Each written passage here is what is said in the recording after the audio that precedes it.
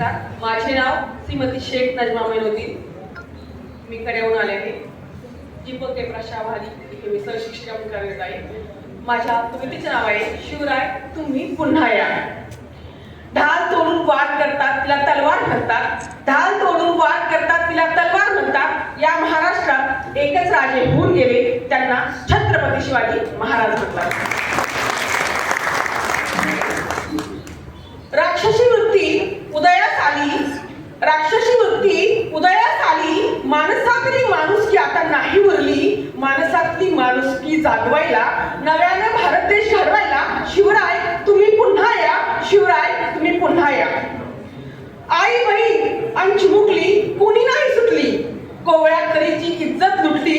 स्त्री अत्याचार करायचा संपवायला, नराधमांचा छेडछेड करायला, बलात्कारांना शिक्षा द्यायला शिवराय तुम्ही पुन्हा या. शिवराय तुम्ही पुन्हा या. सासरच्या जाचाला कंटाळून तिने आत्महत्या केली. हुंड्यासाठी तिचा पुन्हा गेला बळी.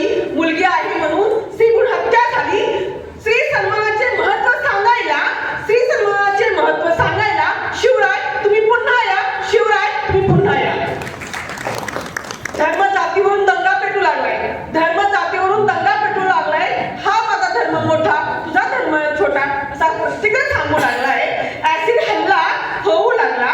भर दिवसा रस्त्यावर तरुणीवर हा ऍसिड हल्ला होऊ लागला. शेताच्या बांधावरून भाऊचा वैरी झाला. भरकटलेल्या महाराष्ट्राला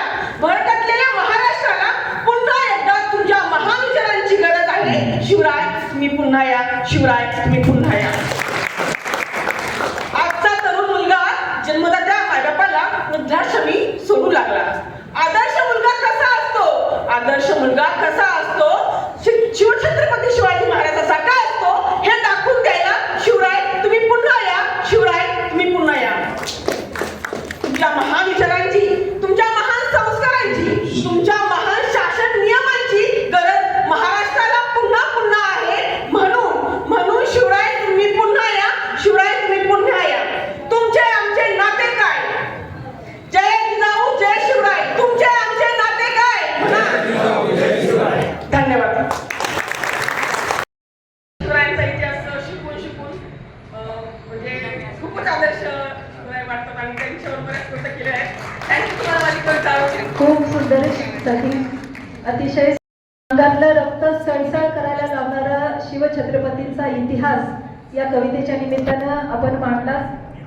आपला सन्मान या ठिकाणी मान्यवरांच्या हस्ते संपन्न होत आहे. यानंतर डॉक्टर विनय पिंपरकर यांना मी विनंती करेन की आपण आपली कविता आमच्यासमोर ठेवावी. या कवितेनंतर